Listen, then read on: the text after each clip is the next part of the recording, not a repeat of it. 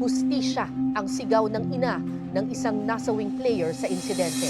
Bit, gumising ka kasi hintayin mo pa ako, may pangarap pa tayo.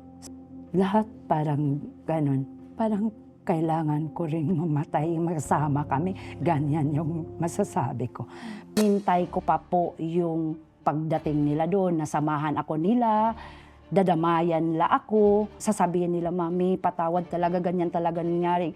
Walang nangyari. Kaya yun, masabi ko na wala silang respeto. Kapal talaga ng mukha. Grabe pala talaga kayo, Ateneo. Grabe ang ginawa nyo. May teaser na po guys, ang Tony Talks. At ipapapanood ko po sa inyo. Pero bago nyo panoorin to, mag-ready po kayo ng tissue. At uunahan ko na po, gusto ko po munang makiusap kay Coach Jess, kay Player Spotted, sa Davra Boys. Dahil sobrang dami nyo pong followers, sana maipost, ma-share nyo po ito sa wall nyo, itong video po ni Tony Gonzaga. Ito po yung interview na baka pag napanood nyo, makapag-extra effort din po kayong sumigaw para sa hustisya. Ito na po yung video, ulitin ko, ihanda po ang inyong mga tissue.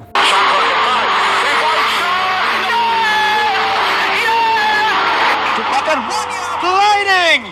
Puts it in! You can see the athleticism. That's a butter goal! Mr. MVP for a reason.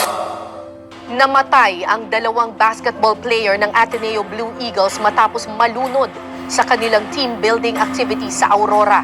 Hustisya ang sigaw ng ina ng isang nasawing player sa insidente. Bit, gumising ka kasi hintayin mo pa ako, may pangarap pa tayo. Tapos nakita ko na yung anak ko na umiiyak po. Nakita ko na siya na umiiyak po. Kahit bangkay na po siya. Nagsasama yung nervyos ko, galit ko. Lahat parang ganun.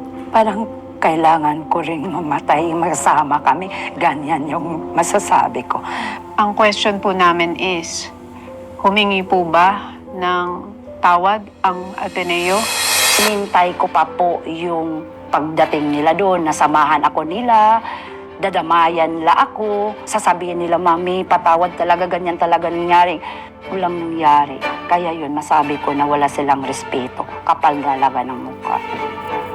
Galing pa yung anak ko doon sa Aurora. Hindi man lang nila binihisan, hindi nila linilisan.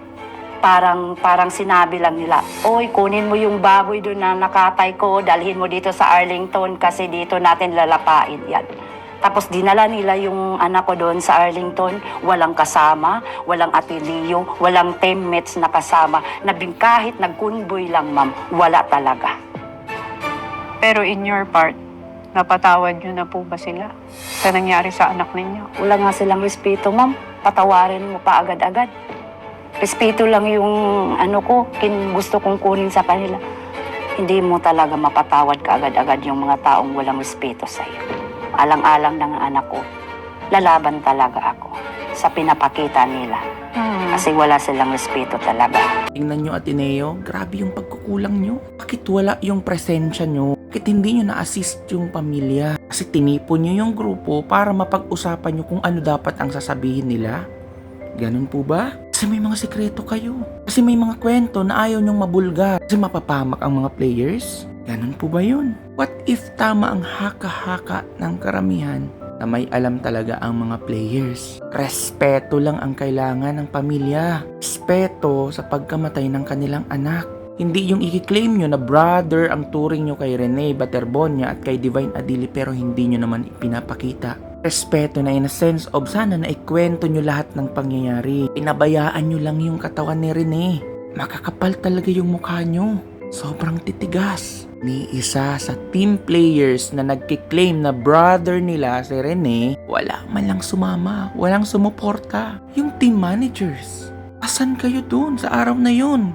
Mas prioritize nyo ang pagpulungin o tipunin ang grupo para makabuo ng narrative. Possible ba yun? Kesa ang alagaan ang bangkay at ipakita sa pamilya na remorseful kayo. Dahil alam na alam niya sa sarili nyo na meron kayong pagkukulang o baka meron talagang tao sa inyo dyan na nakagawa ng kasalanan. Kasi yung reaksyon ni Nanay Robilin napaka-unique, napaka-genuine. Sobrang lalim ng hugot. Namatay na nga yung tinuturing yung brother, hindi nyo man lang sinamahan. Pero gustong-gusto nyo na kayo'y protektahan.